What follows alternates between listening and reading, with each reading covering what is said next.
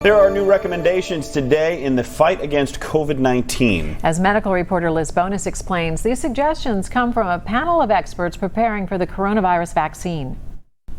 Hey guys, hello to you. With dozens of vaccines now being investigated, the debate over who should get it once available is starting to come up among researchers and public health specialists. And not just who should get it, but who should get it first. A report released from Johns Hopkins University has some suggestions. They've been tracking cases of this virus since the pandemic began. Their team now suggesting the first in line should be the same many others suggest: healthcare workers, those who work in emergency medicine, and those at greatest risk for severe illness top their list. Now, that would likely include seniors and those who are caregivers for them.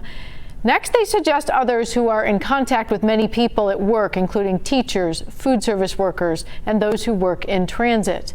But one other group still being hotly debated in this country: what about those who volunteered for the studies for the vaccine but ended up in the placebo group? I asked Dr. Carl Fichtenbaum about his thoughts on that, and it has continued to come up. Well, I think it's always hard to figure out who gets what first, the bottom line is we need to make it available to everybody as quick as we can if it works. And certainly, the people who are volunteering, they're getting a 50% chance, and those who don't volunteer have a 0% chance at any protection, and are going to be living their lives as we're living them now, taking chances as to whether or not they'll get the infection. So those people who were assigned to the placebo, if we find that it works, certainly I think it would be a very kind gesture in the study to be able to provide vaccine to people. I will be an advocate for our patients, but I'm not the one making those decisions.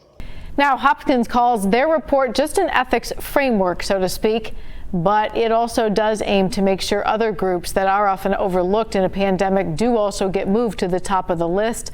Those include those of different ethnic backgrounds, which coronavirus has hit hard, as well as essential workers.